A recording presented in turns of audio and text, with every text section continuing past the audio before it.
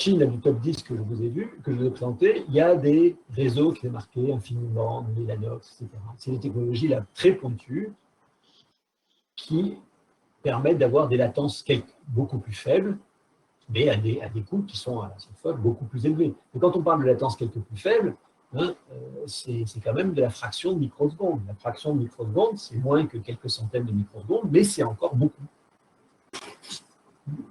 Donc, les transferts, et en particulier les transferts courts, en proportion, coûtent très cher. Donc, sur ces machines-là, il va falloir transférer des données de temps en temps, mais ces transferts, ils vont coûter beaucoup plus cher. C'est-à-dire, transférer une donnée, ça va coûter beaucoup plus cher que de faire une opération arithmétique sur cette donnée. Voilà. Et donc, quand on va vouloir utiliser ces calculs, ces machines, la mémoire distribuée, on va paralléliser les codes. Paralléliser les codes, ça veut dire quoi? Ça veut dire qu'on va les rendre exécutables sur des machines parallèles. Ça veut dire que vous allez essayer de découper les données en paquets de données et attribuer à chaque paquet de données des opérations. Ça va donner un processus qui va être placé sur un des calculs. Mais ces différents processus, ils vont se parler. Hein. Ils vont être obligés de se parler de temps en temps. Parce que, a priori, vous n'arriverez pas à découper votre code en opérations qui sont totalement indépendantes les unes des autres. Et donc, de temps en temps, les différents nœuds de calcul vont avoir besoin d'échanger des données, et quand un processus va avoir besoin de données, il va attendre. Donc, il y a du temps qui va être perdu dans les transferts, dans les attentes de données, etc. Donc, l'efficacité, ça va être quel est le taux d'utilisation utile des processeurs. C'est-à-dire que vous avez une machine qui a 100 processeurs, hein, vous avez un code de calcul que vous avez décomposé en 100 tâches, mais le plus souvent, ça ne va pas aller 100 fois plus vite que sur un seul processeur, ça va aller 50 fois plus vite, 30 fois plus vite, ou 99 fois plus vite si vous êtes très fort. Donc l'efficacité, ça sera ça. Ça sera combien de fois plus vite ça va aller sur 100 processeurs par rapport à 1, ou sur 10 000 par rapport à 100, ou sur 100 000 par rapport à 1000. Et ça sera lié, je dirais, au taux d'utilisation utile des processeurs. C'est-à-dire, quel est le pourcentage de temps que chaque processeur passe à faire du calcul utile à une vitesse maximale par rapport au temps qu'il passe soit à faire des calculs redondants pour éviter de parler à ses voisins, soit à échanger des données avec ses voisins. Donc, pour qualifier le parallélisme, on va parler de degré de parallélisme, c'est-à-dire combien de tâches sont susceptibles d'être exécutées simultanément. Si vous avez une machine qui a 100 processeurs, il faut qu'il y ait au moins 100 tâches simultanées. Sinon, vous n'allez pas tout utiliser, vous ne serez pas efficace. Il va y avoir une deuxième donnée qui sera l'équilibrage des tâches. Si vous avez un volume de calcul de 1000 à faire, et que vous décomposez ça en 100 tâches, mais que 100 des tâches ont une opération à faire et qu'il y en a une qui a 900 opérations à faire, vous n'allez pas aller 100 fois plus vite. Vous allez juste réduire le temps de calcul de 10%. On va aller à la vitesse de la tâche la plus lente. Et donc l'efficacité, elle va dépendre de est-ce que les différents processeurs sont chargés de manière à peu près équilibrée.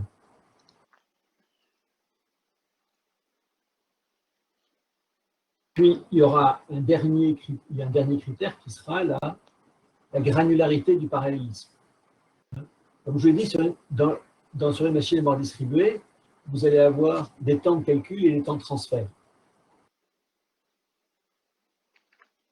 Les temps de calcul ils vont dépendre de combien d'opérations j'ai à faire sur mes données locales avant d'avoir besoin de communiquer avec les voisins, le nombre d'opérations arithmétiques, et combien de données je vais avoir besoin de transférer en entrée ou en sortie à la fin de ma phase de calcul pour pouvoir passer à la phase de calcul suivante. Donc la granularité, ça sera quel est le rapport entre ce nombre d'opérations arithmétiques par rapport au nombre de données transférées. Si vous avez besoin de transférer une donnée pour faire une opération, ce n'est pas la peine. Pas la peine de faire du parallèle, puisque le transfert, ça va augmenter 100 ou 200 fois, ou 10 000 fois le coût d'une opération arithmétique. Donc pour que ça vaille la peine, il faut que le nombre d'opérations arithmétiques soit très grand devant le nombre de données transférées. En pratique, ça veut dire qu'il faut que une granularité suffisante, c'est un rapport entre le nombre d'opérations arithmétiques et nombre de données transférées qui est supérieur au rapport qui est très élevé entre la vitesse de calcul du processeur divisé par la vitesse de transfert du réseau, sachant que la vitesse de calcul du processeur, c'est beaucoup plus grand que la vitesse de transfert du réseau. Donc, pour utiliser efficacement ces machines, il va falloir découper en tâches, si possible équilibrées, et en ayant le moins de communication possible par rapport au calcul qu'on fait localement. Je vais sauter les transparences pour en dire la semaine prochaine. Donc, le modèle de programmation pour système distribué, c'est un modèle de tâches communicantes. C'est-à-dire que votre code de calcul, maintenant, c'est plus un code de calcul, c'est un multicode. Alors, ça pourrait être des codes différents. Et vous imaginez bien que sur des machines à 150 000 processeurs, on n'a pas 150 000 codes. En réalité, on a le même code, la même source, mais on va faire en sorte qu'on va activer une instance différente du même code source sur les différents processeurs. On va appeler ça un processus.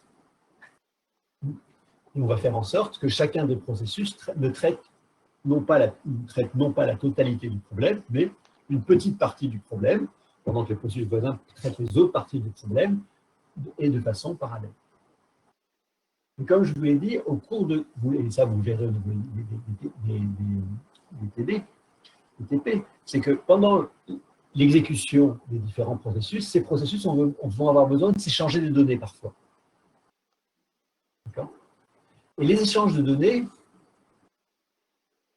ben, ça ne peut pas marcher comme ça. Ça ne peut pas marcher par lecture directe par un processus de données qui se situent dans la mémoire du processus voisin. Pourquoi? Parce que votre machine, on a vu, elle est comme ça. Donc vous avez un processus qui tourne sur le nœud de calcul ici que j'ai entouré de jaune. Et puis il a besoin d'une donnée qui se trouve générée par le processus tournant sur le nœud de calcul voisin. Mais il n'y a aucun outil informatique qui permet à un code de calcul qui tourne sur cette machine A de savoir où se trouve en mémoire de la machine B la donnée qui s'appelle Toto dans son code. Ce n'est pas possible. Donc, lorsqu'un processus, un processus qui tourne sur cette machine-là, il ne peut pas aller chercher des données dans la mémoire des autres. Par contre, avec le réseau de communication, il peut recevoir des données venant des autres. Mais pour pouvoir recevoir des données qui viennent des autres, mais il faut que les autres, ils les envoient, ces données.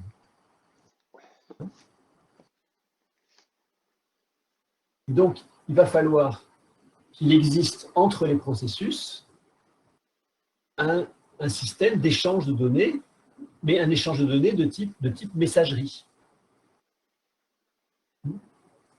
Et il va falloir programmer ces échanges de données dans les codes. Ce n'est pas le système qui va savoir que le processus qui tourne sur la première machine du réseau a besoin de données venant du processus qui tourne sur la deuxième machine du réseau. C'est le code de calcul qui va le savoir et qui va dire au processus 1, bah, envoie tel paquet de données vers le processus 0. Donc, il va falloir programmer les transferts de données dans les codes. Et donc, on va appeler ça de la programmation par échange de messages. Alors, attention, ce n'est pas un langage ésotérique, la programmation par échange de messages. C'est simplement une bibliothèque de fonctions d'échange. Donc, la bibliothèque de fonctions d'échange la plus classique aujourd'hui, la plus répandue, elle s'appelle MPI, comme Message Passing Interface. C'est-à-dire que ça, c'est pour vous éviter de, c'est pour donner une vision. Enfin, c'est comme un langage de programmation. Un langage de programmation, c'est fait, vous n'allez pas écrire du code machine directement. De la même façon que vous n'allez pas écrire directement des instructions à envoyer à la carte réseau de votre nœud de calcul, ou en programmant les échanges par le protocole, le TCP/IP ou autre. Donc, vous allez utiliser une bibliothèque qui va vous permettre de dire, moi je suis le processus, qui va permettre de dire au code, si je suis le processus numéro 12, alors j'envoie tel paquet de données vers le processus numéro 25. Donc, la bibliothèque MPI, elle va vous permettre de faire comme ça, principalement, sa première fonction, c'est de gérer ce qu'on appelle les échanges point à point. C'est-à-dire, le processus numéro 12 doit envoyer un tableau de données au processus numéro 25. Ça veut dire que dans le code qui tourne dans le processus numéro 12, il va falloir qu'il y ait un envoi de données, et dans le code qui tourne dans le processus numéro 25, il va falloir qu'il y ait réception de ces données. C'est de la messagerie. Le modèle, c'est la poste. Ce n'est pas le téléphone, c'est la poste. C'est-à-dire que quelqu'un vous envoie un paquet, donc vous avez besoin de quelque chose, quelque chose qui vient de chez quelqu'un d'autre, ben ce quelqu'un va mettre son paquet à la poste, et puis vous allez recevoir dans votre boîte aux lettres au bout d'un certain temps. Ça, c'est ce qu'on appelle de l'échange point à point. Alors après, il y a des situations où il va y avoir ce qu'on va appeler l'échange collectif, c'est-à-dire que vous avez une donnée qui est dans un processus, et puis cette donnée, elle doit être envoyée non pas à un, mais à tous les autres processus, par exemple. Bon, on pourrait faire ça avec des échanges point à point. Mais c'est barbant, c'est l'occasion de se tromper, et puis en plus, il y aura éventuellement des mécanismes qui permettront d'aller plus vite que si on fait des échanges point à point. Ça, c'est l'échange collectif. Et pour gérer ça, ben, il va y avoir des fonctions qui permettent de gérer l'environnement parallèle. Vous allez voir que gérer l'environnement parallèle, c'est un bien grand mot, hein, c'est juste attribuer des numéros au processus et des choses comme ça. Ce qui est fondamental, c'est que les échanges sont asynchrones, hein, c'est de la messagerie. C'est-à-dire qu'un processus, à un moment donné, dit « j'envoie quelque chose », un autre processus, à un autre moment, dit « je reçois quelque chose ». En aucun cas, ça veut dire que les deux processus sont synchronisés au moment où l'un envoie ou l'autre reçoit. C'est ni nécessaire ni faisable. Et ce n'est pas souhaitable. Donc, je vous dis, le modèle, c'est messagerie asynchrone. Le processus qui envoie, ben, il envoie. Et puis, une fois que c'est parti, ben, il retourne à ses affaires. Et le processus qui reçoit, qu'est-ce qu'il fait? Ben, il dit, j'ai besoin du paquet qui provient de chez Truc. Il va voir dans sa boîte aux lettres, est-ce que le paquet est arrivé? Oui, super, je le prends et maintenant je peux jouer avec. Non, il n'est pas arrivé, je vais attendre. Ou pas. Je vais essayer de voir s'il y a un autre paquet qui vient de quelqu'un d'autre. Donc ça va être ça, la gestion de la messagerie. Et donc tout ça, on va le faire au travers de la bibliothèque MPI. Alors l'avantage de ce système, c'est qu'en fait, ça fonctionne sur n'importe quel système, y compris sur un système qui n'est pas à mémoire distribuée. Parce qu'en fait, pour pouvoir faire ça, il suffit d'avoir un système d'exploitation multitâche.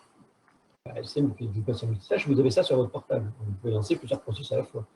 En ce moment, vous êtes peut-être en train d'écouter ce que je vous raconte, et vous êtes sûrement en train aussi de regarder vos courriers électroniques, et de préparer, d'envoyer une lettre à quelqu'un, etc. Parce que votre système d'exploitation, il est multiprocessus.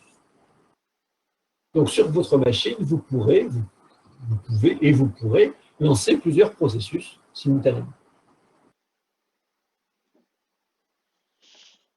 Alors évidemment, si vous lancez plusieurs processus, mais qu'il n'y a qu'un seul processeur, ça n'ira pas plus vite. Par contre, si vous lancez plusieurs processus et qu'il y a plusieurs processeurs derrière, ben ça va aller plus vite. Il n'y a pas besoin que le système soit physiquement à mémoire distribuée. Et en particulier, hein, si vous prenez des machines à SMP, comme on a vu tout à l'heure, pardon, je vais trop vite, excusez-moi. Voilà. Sur cette machine, sur celle-là, sur cette machine SMP, ben, si vous lancez un code MPI, ça veut dire quoi? Ça veut dire qu'un code qui est paralysé par MPI, ça veut dire que les différents processeurs vont chacun exécuter une instance du code, et quand ils vont devoir s'échanger des données, ben, l'échange de données, ça ne va pas se faire par un réseau, ça va se faire juste par lecture en mémoire centrale, donc ça va aller très vite. Mais pour pouvoir programmer par échange de messages, il aura fallu que vous organisiez quoi? La localisation temporelle et spatiale des données. Donc il aura fallu que vous fassiez une conception qui permette à cette machine-là de fonctionner vite. Donc, la programmation par échange de messages, ce n'est pas seulement portable, c'est même souvent plus efficace. Alors, c'est disponible sur les très très grosses machines du top 50, du top 10 qu'on a vu, bien sûr. C'est le seul moyen de programmer, c'est de travailler sur ces machines-là, bien entendu. Mais c'est disponible, je vous dis, sur une machine qui elle-même n'est pas à mémoire distribuée, ce qui permet aussi de mettre au point du code sans avoir la machine parallèle. Moi, j'ai une machine qui a 6 cœurs, bah, je lance couramment 30 processus dessus. Ça me sert à quoi lancer 30 processus dessus? Ça ne me sert pas à aller 30 fois plus vite. Au mieux, ça ira 6 fois plus vite. Par contre, ça me permet de vérifier que mon code de calcul il est correct et qu'il est capable de marcher, et qu'il serait capable de marcher sur une machine à 30 processeurs. Bon, ce système-là aussi, ça marche sur des graphes de stations de travail, ce qu'on a appelé des clusters. Quand les gens vous disent j'ai un cluster, les calculateurs, c'est un cluster, ça veut dire qu'en fait, c'est un calculateur qui est fait de stations de travail qui ont été, alors évidemment, stations de travail dans lesquelles on n'a pas mis un écran, un clavier, machin pour chacune, on a juste pris la carte mère de la station de travail avec les processeurs et les accélérateurs et les interconnexions et la mémoire, et qu'on a rangé et qu'on a mis ça dans une armoire avec des connexions rapides. Et grosso modo, c'est une grappe de station de travail en réseau. Ça se programme dans tous les langages, compilés ou pas, raisonnables pour faire du scientifique ou des choses comme ça. Donc avec du C++, du C, langage forçant qui sont plus pro qu'en ingénierie. Ça existe en MATLAB. Et il y a l'interface Python, ce que vous allez faire. Les interfaces sont très simples, vous verrez, c'est pas compliqué du tout. C'est la conception qui est compliquée, mais la programmation, c'est vraiment très simple. Et comme je vous le disais, ça permet même de valider le code parallèle sur une machine monoprocesseur, monocœur. Et sur des systèmes à mémoire hiérarchique, comme ça oblige à faire une localisation temporelle et spatiale des données très poussées, ben en fait, ça marche souvent mieux qu'un modèle de programmation qui travaille avec un seul code, avec une seule mémoire. Donc en fait, c'est un modèle général. Donc juste pour vous donner quelques idées de la façon dont ça marche, messieurs, on va reprendre ça un peu dans les cours suivants. Donc ce n'est pas la peine que vous reteniez la syntaxe, surtout que la syntaxe, comment dire, la syntaxe Python va être un peu plus simple éventuellement. Et même pour des langages compilés. Des données, qu'est-ce que c'est? Des données, elles sont typées par défaut, c'est un tableau. Donc un message, c'est un paquet de données, c'est rangé dans un tableau d'une certaine longueur, d'un certain type. Donc on envoie des réels, on envoie des entiers, on envoie des nombres complexes, on envoie des réels 32 bits, on envoie des réels 64 bits, etc. C'est typé. L'avantage soit typé, c'est que ça permet éventuellement à des systèmes d'exploitation différents de travailler comme ça. Vous pouvez très bien avoir des machines Apple connectées en réseau avec des machines qui fonctionnent sous iOS, avec des machines fonctionnant sous Linux, sous Windows, etc. Et qui n'ont pas forcément la même représentation interne dedans. Moi, c'est la bibliothèque qui s'occupera de transcoder au passage. Mais donc, un message, c'est un tableau. Un tableau, c'est donc un nom de tableau, donc une adresse mémoire avec une longueur, un type. Bon, donc c'est un paquet. Voilà. Maintenant, vous avez fait votre paquet. Qu'est-ce que vous faites quand vous mettez le paquet à la poste? Vous mettez un destinataire dessus. Hein, éventuellement, vous mettez le nom de l'émetteur. Hein, donc, en émission, on met forcément le nom du destinataire, et en réception, a priori, on met le nom de l'expéditeur pour pouvoir récupérer le bon paquet dans la boîte postale. Et après, vous pouvez discriminer entre messages avec des étiquettes. Vous pouvez attribuer une étiquette numérique à votre message de façon à trier, à savoir que le message de type 5, c'est forcément des carottes, alors que le message de type 12, c'est des patates. Donc, en fonction de ça, je vais faire telle ou telle action derrière. Donc, la syntaxe dans des langages de type C, etc., ça sera MPI send pour envoyer, et MPI receive pour recevoir. Parce que je vous rappelle, il faut recevoir. Le paquet qui est envoyé par la messagerie, quand il arrive sur la machine du processus qui doit récupérer les données, il n'interrompt pas le processus. Il est rangé quelque part dans une boîte aux lettres, en attendant que le processus dise « je reçois le message ». Je reçois le message, ça veut dire « je vais voir dans ma boîte postale si le message est arrivé, et si le colis est arrivé, je prends son contenu ». Et donc, un envoi, c'est, si vous regardez sur la doc, si vous cherchez sur Internet les NPI Send, NPI Receive, en général, vous aurez la doc en C, d'accord, l'appel en C, et donc, ça vous dit NPI Send, les paramètres, c'est déjà le paquet. Donc, le paquet, c'est quoi? Le paquet, c'est sendBuf, c'est le nom du tableau qui contient les données. Count, c'est un nombre entier qui est le nombre de données du tableau, quelle longueur du tableau. Et MPI integer, c'est le nom du type de données entier ici. Alors, évidemment, éventuellement, avec un langage interprété comme Python, peut-être vous n'aurez pas besoin de préciser ça. Vous direz Toto, et comme Toto, c'est un tableau d'entier de longueur 100, ça partira tout seul. Mais derrière, c'est ce que va faire MPI. Il va demander à Python de dire qu'est-ce que c'est que Toto, et Python va répondre Toto, c'est un tableau de 100 entiers, et ces 100 entiers vont être envoyés. Ils vont être envoyés où? Ils vont être envoyés vers la destination test. Qu'est-ce que c'est? C'est un numéro de processus. Les processus, ils vont se reconnaître par des numéros. Il va être envoyé avec une étiquette. Là, c'est vous qui choisissez la valeur de l'étiquette. Vous décidez que les patates, c'est 3 et que les carottes, c'est 12, ou pas. Si vous ne mettez pas l'étiquette, il n'y aura pas d'étiquette. Donc, à l'arrivée, on ne pourra pas trier son étiquette, mais il n'y en a pas forcément besoin. Et de la même façon, en réception, vous avez le tableau qui reçoit. Donc, le tableau qui reçoit, c'est pareil. C'est un tableau à une certaine adresse, d'une certaine longueur, d'un certain type. Il reçoit en provenance de qui? En provenance de source. Et éventuellement, il trie selon l'étiquette. C'est-à-dire que vous avez le tag, en tag, vous pourrez mettre 0 ou MPI, no tag, pour dire je m'en fous, je prends le premier tag. Alors, il apparaît deux choses en plus que je ne vous ai pas parlé. La première, c'est status. Alors, status, en fait, qu'est-ce que c'est que status? C'est un bordereau de réception. Quand un message arrive, il arrive avec un bordereau, avec un descripteur qui dit ce message, il contient 200 entiers, il provient du processus numéro 14 et il a reçu une étiquette numéro 150.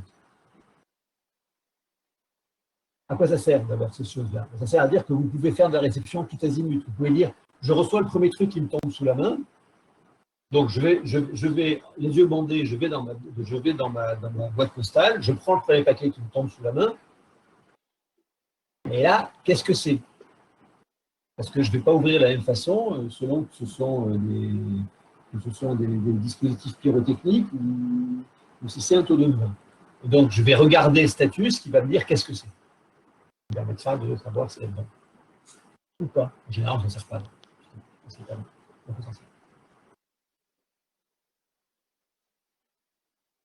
Il y a encore une chose qu'on n'a pas vue ici et qui est importante.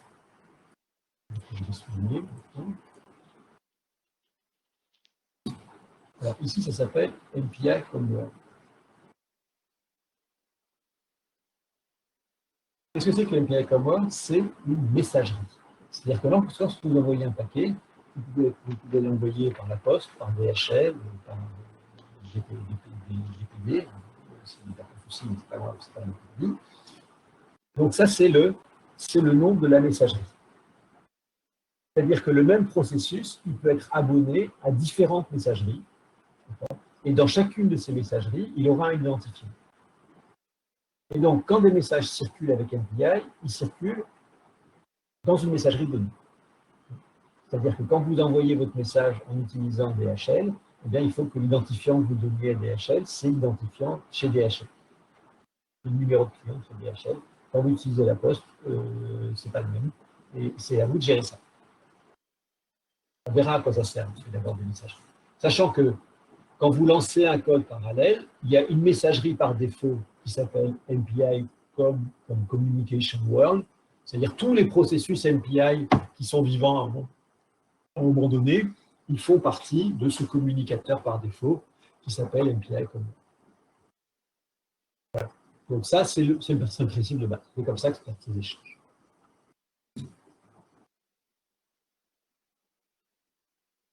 La gestion de l'environnement parallèle, en général, il n'y a pas grand-chose. Vous allez récupérer à l'intérieur d'un communicateur, ici MPI comme World, vous allez récupérer le numéro du processus et vous allez pouvoir récupérer la taille du communicateur, donc combien il y a de processus dans un communicateur donné. Donc, vous lancez 50 processus, vous n'allez pas écrire un code spécifique quand vous en avez 50 et quand vous en avez 51. Par contre, vous ne ferez pas la même chose s'ils sont 50 ou s'ils sont 51. Et donc, le MPI comme size va vous permettre de récupérer combien de processus ont été lancés. Si c'est 50, eh ben, je coupe comme ça. Si c'est 51, je vais couper autrement. Et chacun des processus qui aura été lancé va se voir attribuer par MPI un rank, un numéro de processus. Alors, le numéro de processus, c'est compris entre 0 et le nombre de processus moins 1, parce qu'au départ, ça a été fait par des informaticiens, ces gens-là. Pour eux, le premier, le plus petit entier positif, c'est 0, c'est pas 1. Voilà. Ça, c'est une chose. Et après, les autres fonctions que vous utiliserez peut-être, même probablement, c'est des fonctions qui permettent de dupliquer un communicateur, MPI comme duplicate. Ça permet de créer un nouveau communicateur qui est la copie de l'ancien, mais qui n'est pas l'ancien. C'est-à-dire que dans Newcom, tous les processus ont le même numéro, il y a les mêmes processus que dans MPI comme World, et tous les processus ont le même numéro que dans MPI comme World, mais néanmoins, un message envoyé par Newcom ne pourra jamais être reçu dans le communicateur MPI comme World et réciproquement. Ça permet de créer des environnements étanches pour les différentes bibliothèques parallèles, par exemple, qui vont être appelées par votre code. Et puis, vous pouvez aussi avoir envie de créer des groupes, des sous-groupes. C'est-à-dire qu'au départ, vous avez tous vos processus en même temps, mais vous avez envie de faire en sorte que les 10 premiers processus ils vont faire de la visualisation, par exemple, alors que les 100 suivants, ils vont faire le calcul. Et donc, vous allez avoir un communicateur global, ici il s'appelle Newcom, c'est la copie de MPI comme World. Vous allez avoir un communicateur global que vous allez vouloir couper en 2 groupes. Et pour ça, vous aurez la commande MPI comme split, et avec des paramètres qui s'appellent color et key, qui permettent de dire tous les processus pour qui tous les processus qui ont le même paramètre color se retrouvent dans le même groupe. Donc vous allez dire les processus de 1 à 10, pour eux la couleur vaut 1. Si le processus de 11 à 100, la couleur vaut 2. Quand vous allez faire MPI comme split dans tous les processus, et bien les 10 premiers, ceux qui ont la couleur 1, vont se retrouver dans le premier groupe com, et donc leur groupe, ça sera leur groupe com à eux, et les 100 suivants, les 90 suivants, ils vont se retrouver dans le deuxième groupe com, qui sera leur communicateur. On verra des illustrations, ce genre de choses. Dans les ce n'est pas la peine de retenir ça par cœur. D'ailleurs, je viens de réaliser que j'ai oublié d'enregistrer la séance d'aujourd'hui. En revanche, tous les transparents seront... je vais déposer le PDF des transparents. Bon, on reprendra cet exemple la semaine prochaine. Là, c'est un exemple de communication collective. En communication collective, il y a ce qui s'appelle le broadcast. On voit de 1 à tous. C'est-à-dire qu'il y a un processus qui possède une donnée et on veut l'envoyer à tous les processus. Alors, on peut faire une boucle en disant, si je suis le processus qui envoie, alors pour i allant de 0 à 999, je fais envoi de machin. Bon, c'est pas passionnant. Alors que là, il n'y aura qu'une seule commande pour dire, le deuxième processus envoie sa donnée data à tous les autres. Il y a l'opération inverse qui est, tous les processus ont une donnée et on veut rassembler, gather en anglais, l'ensemble des processus dans un tableau contenu dans un des processus. Ça servira aussi, ce genre d'opération, ça servira aussi par exemple à récupérer, pas forcément toutes les données, mais par exemple la somme de toutes les données. Je n'ai pas forcément besoin d'avoir toutes les données séparément, mais j'ai peut-être besoin de récupérer leur somme, ou j'ai besoin de récupérer leur min, leur max.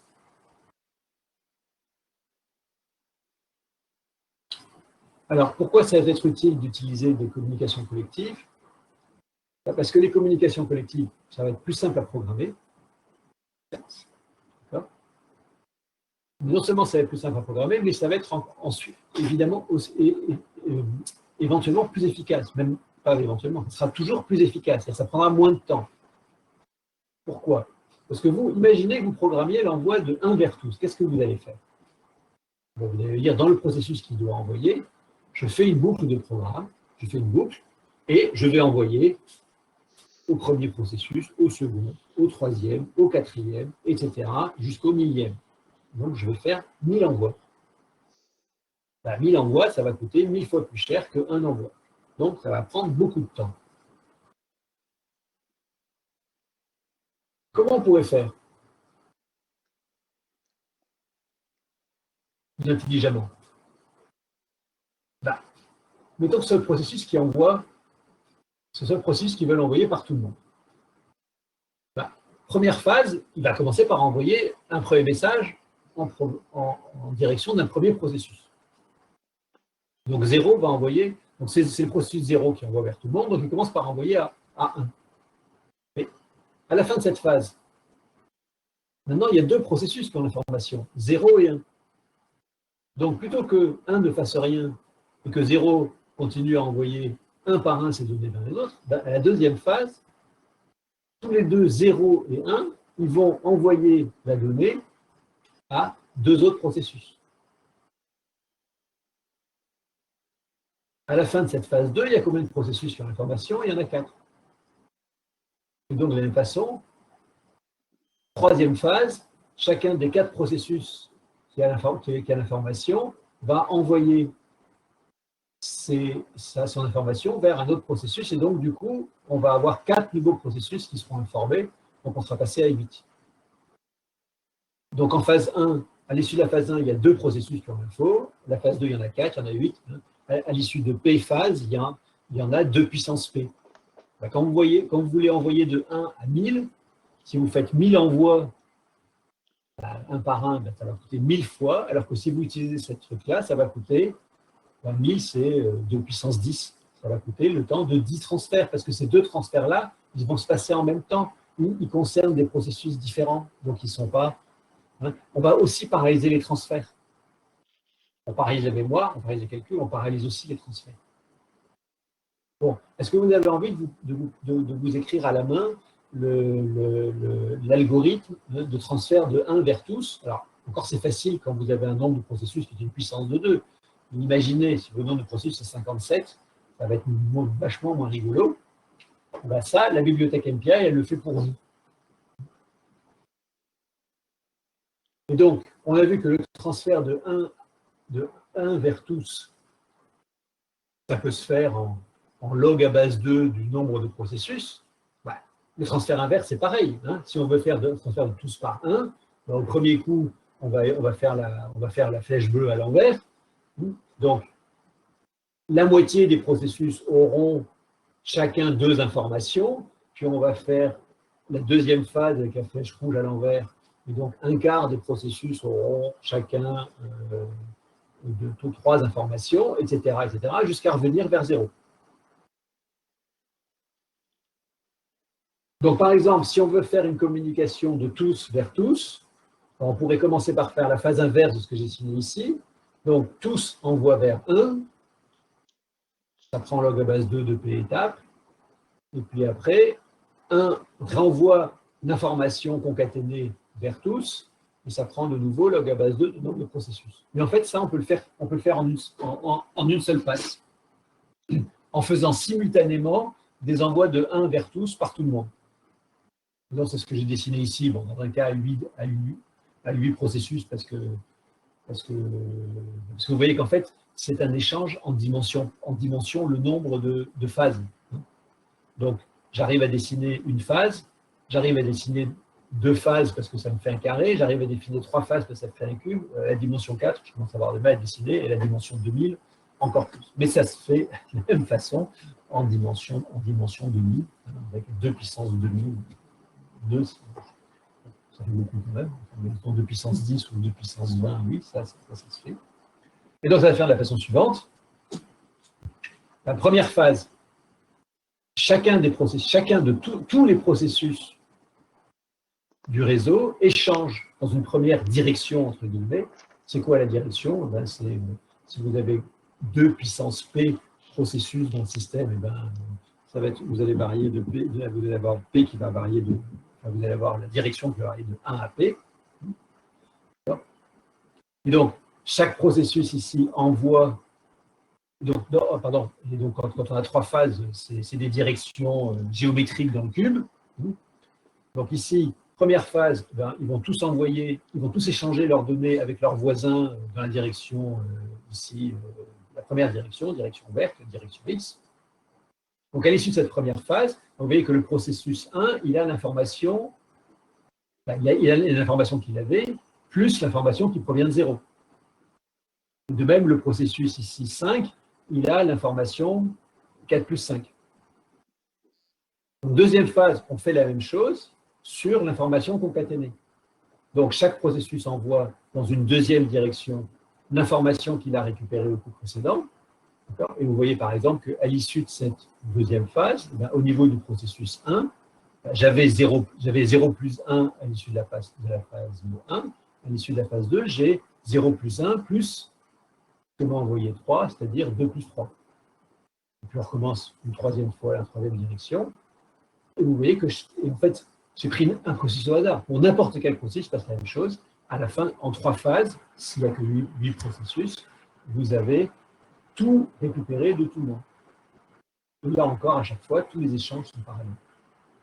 Donc, si vous avez un réseau à 1000 processeurs, vous pouvez envoyer une information, un paquet d'informations de chacun des processeurs vers les 1000 autres. Donc, vous avez 1000 données qui rentrent, 1000 données qui sortent vers tout le monde. Ça se fait en 10 étapes de transfert. Chaque processus ne fera qu'un envoi et une réception différents. Donc, ça va beaucoup plus vite. C'est la diffusion. C'est comme ça que l'information circule. On va parler de moyens traditionnels. C'est Madame Michu en parle à Monsieur Robert, et le les deux, etc. Voilà. Et ça, ça permet d'aller plus vite et de diffuser plus rapidement à tous.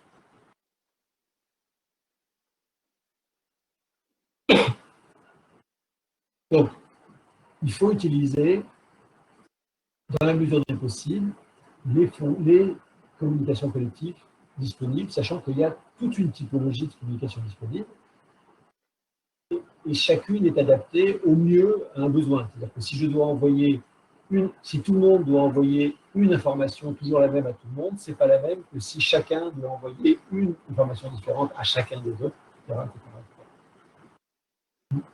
Voilà. Mais, donc, par exemple, un exemple, comment dire, de la programmation, c'est simple. Les noms des fonctions, c'est assez intuitif. Donc, par exemple, vous avez l'MPI Bcast. Qu'est-ce que l'MPI Bcast? C'est un tableau qui est donc un paquet. Un paquet, ça se décrit comme d'habitude, comme un tableau, sa longueur, son type. C'est envoyé par le processus racine, route, à l'intérieur du communicateur COM. Ça, cette fonction MPI Bcast, tous les processus vont l'appeler. Toutes ces communications collectives, il faut toujours que tous les processus l'appellent, sinon ça se met. Donc, tous les processus vont exécuter MPI Bcast. Mais ça veut dire que le processus route, lui, il va envoyer le contenu de son tableau, alors que les autres vont recevoir le contenu du tableau. Le MPI All Reduce, alors, all parce que tout le monde va recevoir, reduce parce que c'est une opération de réduction. On va avoir l'opération de réduction, c'est l'exemple que je vous ai donné là.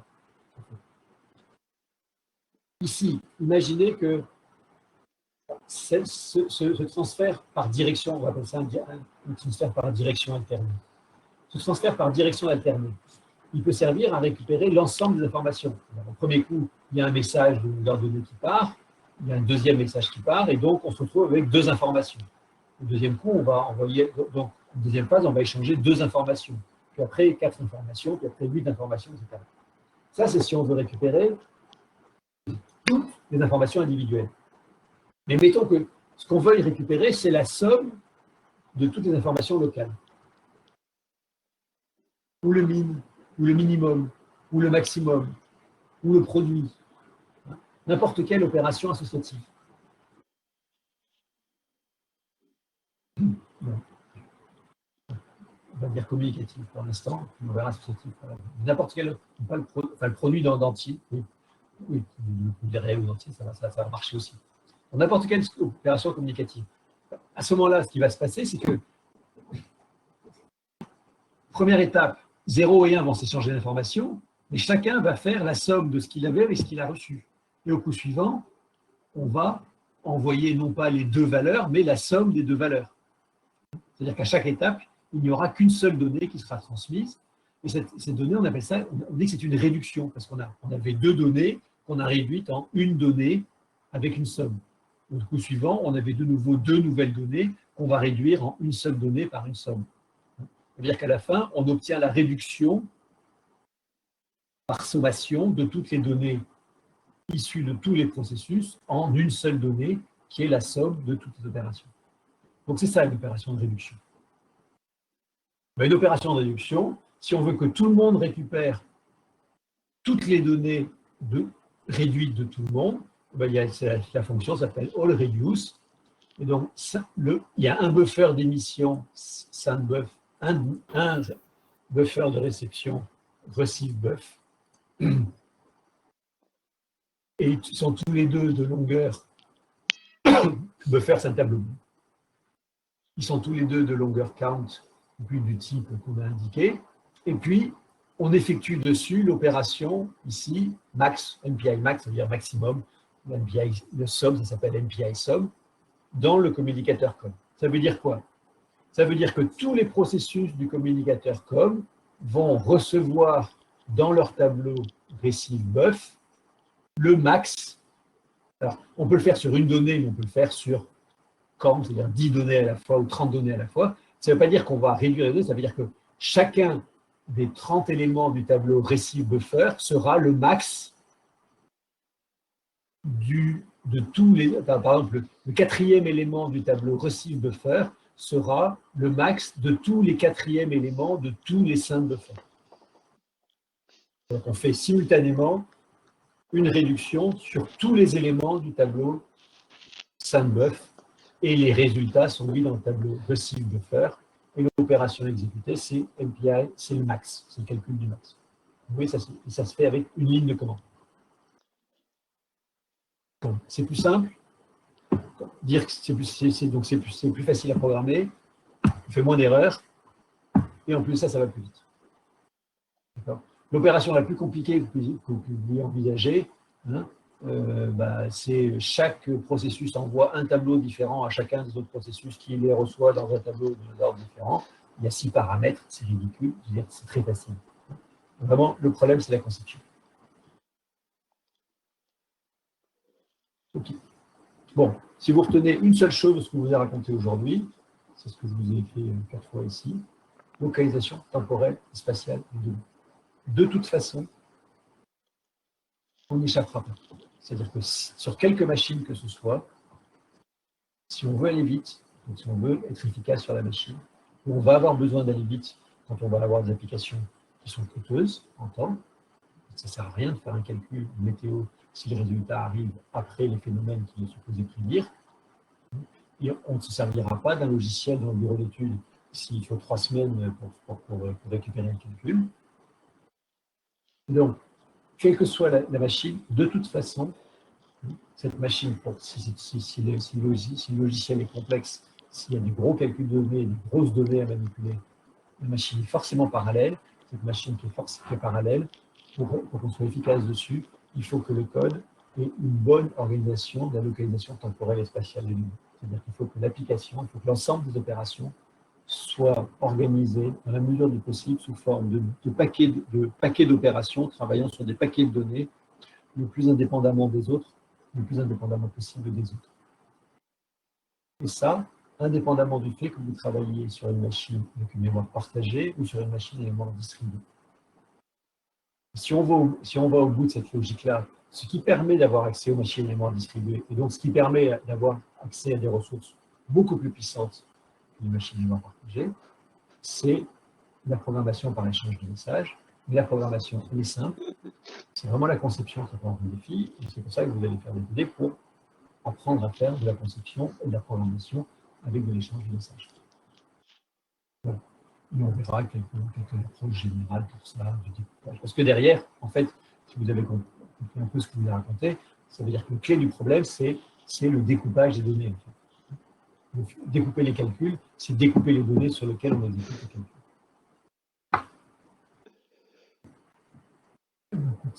Je pense que ça suffit pour aujourd'hui. Donc,